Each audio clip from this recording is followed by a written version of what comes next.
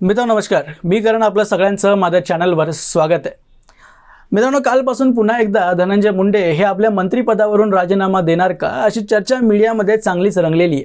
कारण काल तथाकथित ॲक्टिव्हिस्ट अंजली दमानिया या अजित पवार यांच्या भेटीला गेल्या होत्या आणि काही पुरावे त्यांनी अजित पवारांना धनंजय मुंडे यांच्या विरोधातले दिलेले आहेत अशी माहिती आहे. आणि त्यांनी मागणी केलेली आहे की संतोष देशमुख यांच्या हत्या प्रकरणी जी काही इन्व्हेस्टिगेशन चालू आहे ती निष्पक्ष व्हावी, म्हणून महायुतीच्या सरकारच्या बाहेर धनंजय मुंडे यांना ठेवण्यात यावं आणि त्यांचा राजीनामा सरकारनं घ्यावा. आता ह्याविषयी बोलताना अजित पवारांनी काल मीडियाशी एक वक्तव्य केलेलं आहे. मीडियामध्ये बोलताना त्यांनी म्हटलं की आमच्या सरकारला इतरांनी सल्ला देऊ नये, महायुती सरकारमध्ये अजूनही नैतिकता आहे. आता नैतिकतेचा विषय आलेला आहे तर माझ्या मनात एक शंका आली, छोटीशी शंका आहे की 2012मध्ये अजित पवार नैतिक होते की आत्ता नैतिकतेच्या गोष्टी करतायत. कारण 2012मध्ये जर तुम्हाला आठवत असेल तर अजित पवारांवर इरिगेशन स्कॅम म्हणजे 70,000 करोड रुपयांचा एक सिंचन घोटाळा केल्याचा आरोप त्यांच्यावर लावलेला होता BJPनं. आणि त्यात आपण सहभागी नाही आहोत, आपल्यावर लावलेले सगळे आरोप खोटे आहेत हे सिद्ध करण्यासाठी केवळ नैतिकतेच्या बेसिसवर त्यावेळीचे उपमुख्यमंत्री पदावर विराजमान असलेले अजित पवार यांनी आपल्या पदाचा राजीनामा दिलेला होता. आणि राजीनामा दिल्यानंतर त्यांनी मीडियाशी संवाद साधताना एक वक्तव्य केलेलं होतं. त्यांनी म्हटलेलं होतं की मी आता फक्त एक आमदार आहे. हे वक्तव्य त्यांनी उपमुख्यमंत्री पदावर राजीनामा दिल्यानंतरचं आहे. त्यांनी म्हटलं की जोपर्यंत मी सर्व आरोपातून मुक्त होत नाही तोपर्यंत मी कोणतेही मंत्रिपद किंवा पद स्वीकारणार नाही. मी हे केले नाही म्हणजे मी हे स्कॅम केले नाही, मग मी हे आरोप का भोगावे. पण मी राजीनामा दिला नाही तर लोक मला दोषी समजतील. लोकांना वाटेल की मला राजकीय पदे सोडायची नाही आहेत.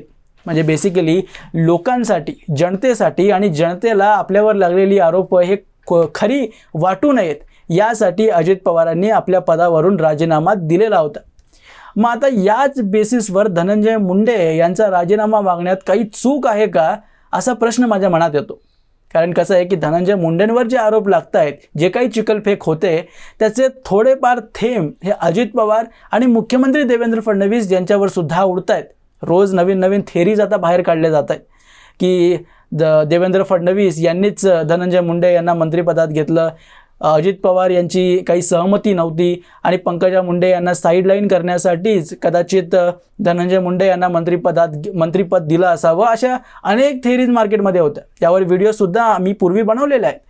आता अशा थेरीज जेव्हा बनतात आणि त्या थेरीजमुळे ज्या जनतेने महायुतीला इतकं प्रचंड बहुमत दिलं आहे, नैतिक मानून, इमानदार मानून देवेंद्र फडणवीस यांना इतकं मेजॉरिटी ज्या जनतेनं दिलं आहे, त्यांच्या मनात कुठे ना कुठे शंका येते की वाल्मिक कराड आणि धनंजय मुंडे इतके जवळचे संबंध असून सुद्धा धनंजय मुंडे यांचा राजीनामा का घेतला जात नाही आहे.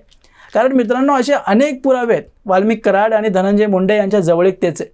आणि केवळ धनंजय मुंडेच नाही, वाल्मिक कराड हा पूर्वीपासूनच म्हणजे मुंडे परिवार यांच्या अत्यंत जवळचा राहिलेला आहे. असे अनेक पुरावे. आता पुरावे द्यायचंच म्हटलं तर सगळ्यांना माहिती आहे की गोपीनाथ मुंडेंपासूनच वाल्मिक कराडनं एक राजकारणात एंट्री केलेली आहे. गोपीनाथ मुंडेंच्या रॅली असोच आणि ज्या काही सभा असायच्या त्यांचं ऑर्गनाईज करण्याचं काम हे वाल्मिक कराडच असायचं. पण एक गोष्ट खरी आहे की गोपीनाथ मुंडे यांनी कधीच वाल्मिक कराडला निवडणुकीच्या रिंगणात उतरवलेलं नव्हतं आणि त्यांचा स्पष्ट नकार होता या गोष्टीला. जेव्हा परळीच्या महानगरपालिकेच्या निवडणुकीचं तिकीट वाल्मिक कराडला पाहिजे होतं तेव्हा गोपीनाथ मुंडे यांनी त्याला नकार दिलेला होता. मग पंडित अण्णा मुंडे म्हणजे गोपीनाथ मुंडे यांचे बंधू त्यांनी वाल्मिक कराडला आपल्याजवळ केलं आणि त्याला तिकीट दिलं आणि त्या निवडणुकीत तो जिंकूनही आला. तेव्हापासूनच तो धनंजय मुंडे आणि म्हणजे या मुंडे परिवाराच्या जवळ थोडासा राहिलेला आहे. आणि त्यांच्याशी इन्फ्लुएन्स असलेला हा व्यक्ती 2017मध्ये जेव्हा धनंजय मुंडे NCPमध्ये सामील होतात तेव्हा त्यांच्यासोबत NCPमध्ये जातो. म्हणजे एका पार्टीविषयी कधीच वाल्मिक कराड याची लॉयल्टी राहिलेली नाही. त्याची लॉयल्टी राहिली आहे ती फक्त धनंजय मुंडे यांच्याशी. त्यामुळं त्याची जी जवळीक आहे ती एका पक्षाकडे नसून, एका पक्षाशी नसून ती केवळ आणि केवळ धनंजय मुंडे यांच्याशी आहे. या गोष्टीनं ते सिद्ध होतं. यानंतर सुद्धा जर पुरावे द्यायचं म्हटलं तर धनंजय मुंडे यांच्या पत्नी राजश्री मुंडे यांच्या नावावर ज्या 2 कंपन्या आहेत त्यांचं नाव जगमित्र शुगर मिल्स लिमिटेड आणि दुसरी company Venkateshwar industrial service limited, या दोन्ही कंपनीत वाल्मिक कराड हा को डायरेक्टर आहे. आणि इवन धनंजय मुंडे यांच्या ऑफिसमध्ये बसून त्यांचा राईट हँड म्हणवून घेणारा हा व्यक्ती त्यांच्या नावावर अनेक निर्णय घेतो, त्यांच्या नावानं जे काही वसुली वगैरे तो करतो हे सर्व धनंजय मुंडे यांच्या नावाने होतात, असे पुरावे मीडियाला आज मिळालेले आहेत.